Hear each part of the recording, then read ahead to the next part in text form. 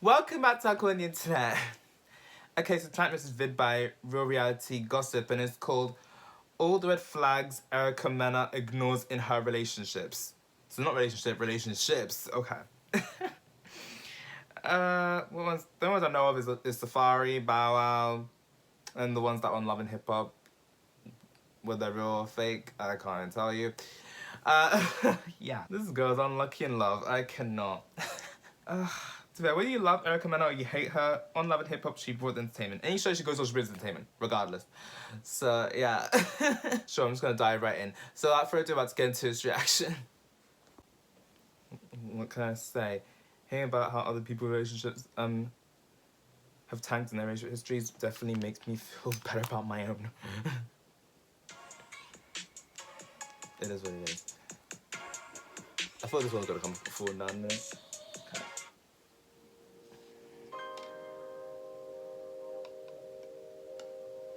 Oh, that looks It appears that Erica Mena is starring in her own version of Groundhog Day. For the youngins, that's the name of a movie from the 90s about a man that keeps reliving the same day over and over and over and over again. So how does this relate to Erica? Well, she has a history of being engulfed by drama, and her relationships tend to follow the same patterns over and over and over again. Many people believe that a lot of the tomfoolery she experiences could be avoided if only Erica paid attention to the red flags that be hitting her upside the head. We're about to take a deep, dark dive into other people's business. We won't be discussing every single thing that has happened on her reality TV shows. Here at RRG, we don't do a bunch of show recaps. We like to add substance to our content by uncovering information that isn't widely known. Before we go any further, be sure to scoop up something to munch on at RRG Snack. Standing of the way she navigates through relationships, we have to take you way back. It always starts from people's upbringing. That a person's upbringing and childhood experiences affect their adult interpersonal relationships. Yes, very, very true. Erica was born to a Puerto Rican mother and a Dominican father on November 8th, 1987. She told Vlad TV her mom gave birth to her behind bars. While her mom finished her 3-year sentence, Erica was under the care of her older sister since her dad was too busy in the streets and eventually got deported back to the Dominican Republic. Damn. When the burden of taking care of a newborn became too much for her sister, Erica was placed in foster care, where the unthinkable happened. What happened? When she was 5, her mom was released from jail, but things didn't get any better for Erica. She continued to be mistreated by adults. In her memoir, which we've linked for you in the description box, Erica wrote that when she looks in the mirror, she sees someone who's damaged, hurt, and confused. She added, "I see someone who has trouble sleeping at night because the little girl inside of me is still afraid of the dark." She struggled through school and was diagnosed with dyslexia. In her memoir, she wrote that she was placed in special classes with other students with learning disabilities. She started modeling at an early age, and after winning a J-Lo lookalike contest, the modeling and video vixen opportunities started rolling in. Her first music video was for the Philly hip-hop group The Young Guns when she was just 15. During her days in video sets, she observed other women doing something strange for some change. So, clearly, that type of environment wasn't suitable for a young girl her age. Obviously. After her high school sweetheart lost his life in a case of mistaken identity, Erica dropped out of school in the 11th grade and put all of her focus on appearing in music videos. She was hired as the lead vixen in a Nina Sky music video. Fat Joe was on set, and he brought along his right-hand man, Raul Conde. 16-year-old Erica was wearing an outfit that had a deep plunge neckline that exposed her navel, and 32-year-old Raul, who wasn't aware of her age, was eyeing her down and admiring her stomach. He put his phone in her hand and told her to put her number in it. She was still grieving the loss of her childhood sweetheart, so she dodged Raul's calls for 2 months. She even changed his name in her phone to Terror Squad. Terror Squad? Sir? Looking back on those early days, she knows it was her intuition trying to tell her to run, child, run. She continued appearing in videos for artists like Chris Brown and Fabulous. She even appeared on XXL magazine as their eye candy of the month. And keep in mind, Erica was still only 16 at the time. She wanted to Damn. celebrate at a nightclub, so she and her friend told the bouncer they were 21 to get inside. Of While course. there, Raul called, and this time Erica answered. He told her that Fat Joe wanted to talk to her. When Joe got on the phone, Erica claims that although Joe was married at the time, he was trying to spit game by telling her how good she looked on Double XL. Erica No. cut the conversation short and told Joe to put Raul back on the phone. Now, looking back on the incident, Erica can see how Joe might have felt disrespected. At the time, he was one of the hottest rappers in the game, and she curved him like he was a regular Pookie and Ray Ray. Pookie and Ray Ray. He figured it was his time to seal the deal. He told Erica he was in Miami, but would be flying back to New York to pack a bag, and then he would head out to Puerto Rico, and he wanted her to join him. Erica agreed. She told her mom she had to leave for a job opportunity, and Raul whisked her away on a private jet. Erica admitted she was never attracted to Raul, but she appreciated how he treated Fact her. number 3. Raul allegedly had a troublesome relationship with his mom, so he found stability in the unconditional love that Erica gave him. At her young age, she took on a nurturing role and provided him with the love and affection that even she hadn't received as a child. Damn. Erica said Joe was bothered by their relationship because he wasn't used to seeing Raul so sprung over a girl.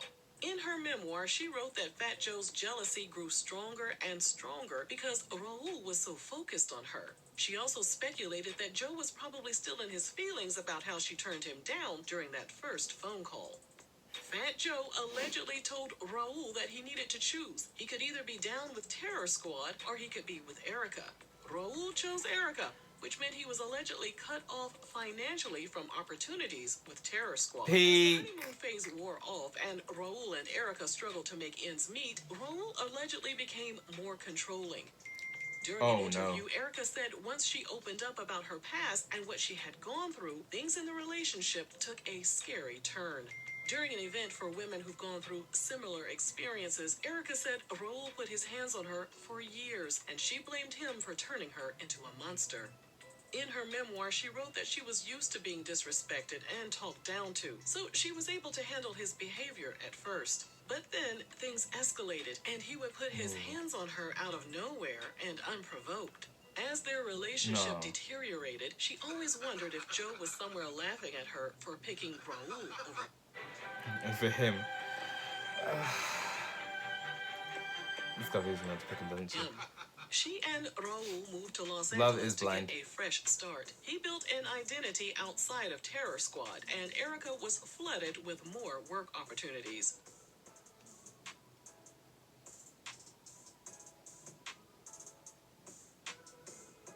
During a night out, she had a makeout session with a woman, and when Raul saw what was going on, he was livid. He told Erica the only way she could fix the situation was to invite the woman back home with them. Hey, what? She eventually severed romantic ties with Raul. They ended up at the same club one night, and that's when the infamous incident went down, where Erica beat the brakes off of him. In her memoir, she wrote that she reacted that way because he had put his hands on her in the club before she went off on him. Damn. She moved back to New York and received... I mean, this is what happens when a relationship's toxic and people have hands on you. There's only so much someone can take before they just one day snap and then this happened. And I guess that was the final straw. Help from her family to take care of her son. She had a brief fling with Drea. Then she moved on with DJ Envy. But after dating for years, she experienced the ultimate betrayal when she found out he was married and living a double life. No. She went on to date several other people in the industry, including some of her Love and Hip Hop co-stars like Rich Dollaz and Sin Santana. In 2014, she started dating Bow Wow. They got engaged that same year, and the rapper told People magazine, "I wanted to be a better man than my father was. This relationship has definitely changed me as a person." That's what they all say. Immediately, the internet started clowning the couple. Some people said Erica was too much woman for Bow Wow, while others teased them about their living situation. Bow Wow reportedly bought an 8-bedroom home in Atlanta. His mom occupied the top 2 floors, while he and Erica lived in the basement. He told People magazine he liked having his mom nearby. If he wanted to see her, she was only a few stairs away. Fucking hell. Before Mama's the boy. wedding could happen, Bow Wow told Hot 97 he encouraged Erica to quit Love and Hip Hop because her behavior affected the shows he worked on, including CSI. Erica agreed to step away from the reality show and focused on planning their wedding. But like most of her relationships, drama got in the way. Ooh, Erica let was me hear this drama. constantly beefing with Bow Wow's daughter's mother, Joy. In an Oh. Instagram post, Erica accused Joy of being jealous that Bow Wow put a ring on it. Erica wrote, I had to deal with stalking and nonstop late night text from her begging him to leave me as we laid in bed together. Nah. Little does she know, to finally move on. Naturally, this caused a lot of unnecessary tension between Erica and Joy. Bow Wow later revealed that because of their beef, Joy didn't want their daughter around Erica, and that's when Bow Wow had to put his foot down. He told Vlad TV, for me, I'm not choosing nothing over my baby.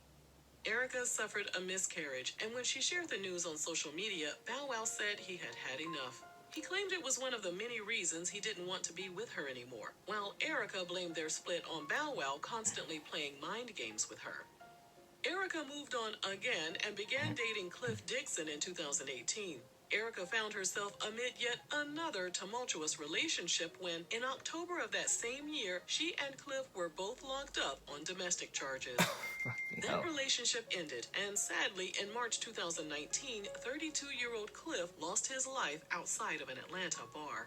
2 months after she got locked up on the domestic issue, Erica got engaged to fellow Love and Hip Hop star Safari Samuels. Oh, Yes, Safari. she went from getting locked up with Cliff to getting engaged to Safari within a span of 2 months. So was their 2 engagement months. a publicity stunt? We will They never got know. married in October 2019, and they welcomed their daughter Sapphire in 2020. In May 2021, while pregnant with their second child, Erica filed for divorce. What came next was a series of allegations. Erica accused Safari of infidelity, while he accused her of destroying $50,000 worth of his property, including clothing, sneakers, and motorbikes. Wow. Erica gave birth to their son Legend in June 2021, and then it appeared that she and Safari had reconciled. They even spent Halloween together as a family. The happy times didn't last long. Obviously though. not Safari long. was spotted out with Joe Button's ex-girlfriend, Kaylin Garcia, and he had a brief relationship with a woman named Kimbella. And their divorce was finalized in September 2022.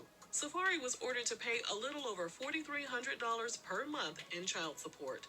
Not all of this financial burden when my children is on me? Oh, damn. Not fair. During the November 2022 Love and Hip Hop Atlanta reunion episode, Erica stated she had to pull herself out of a very dark place after the demise of their marriage. She said she couldn't believe how Safari treated her, despite him knowing everything she has gone through in the past. She added, it's weird that he knows the traumatic experience of being a single mother once, and then he turns around and makes me a single mother twice.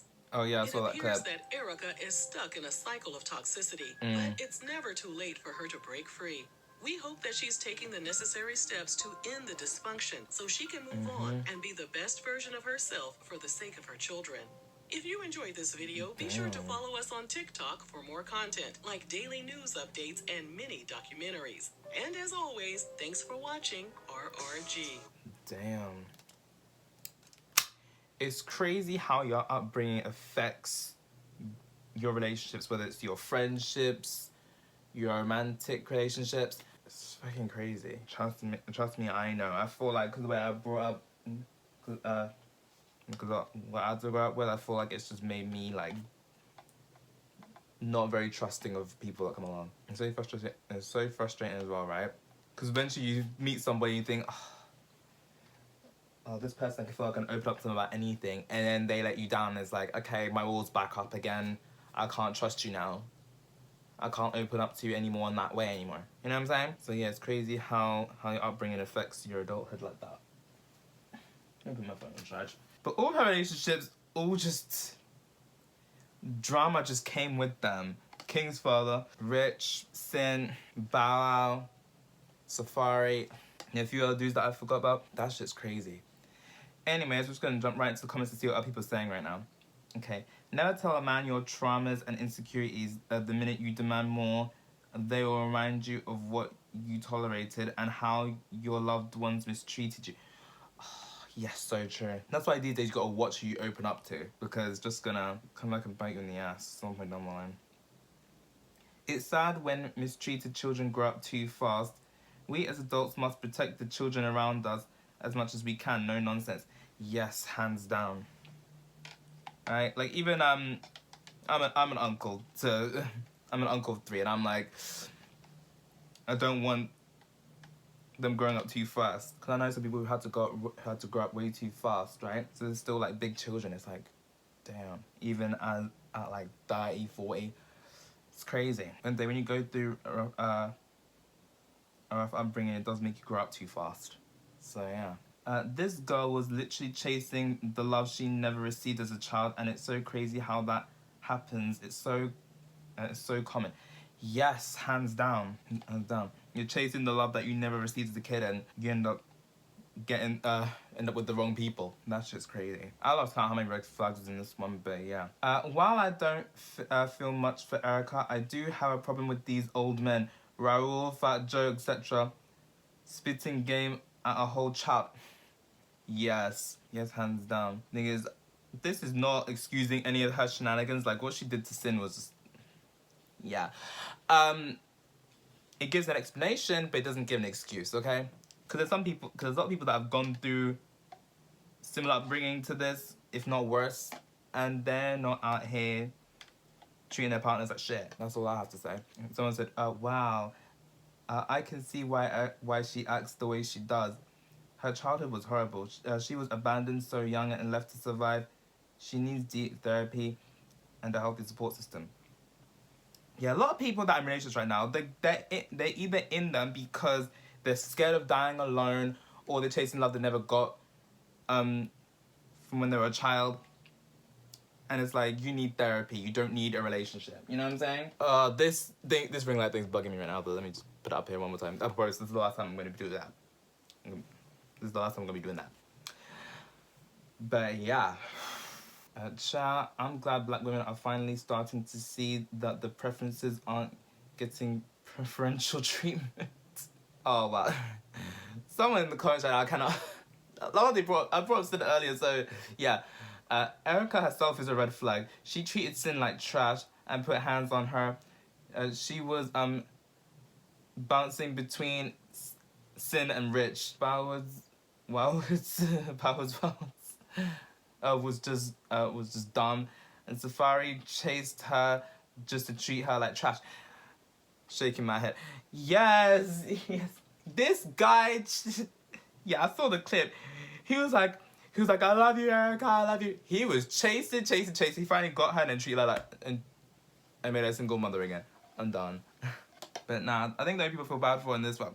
I feel bad for Erica to a degree, but like I feel bad for like Sin. I feel bad for the kids too, because of the whole situation with Erica and Safari. It does get to a point where like when people's relationships don't work out, it's like the same thing, right? Drama in this relationship, drama in this one.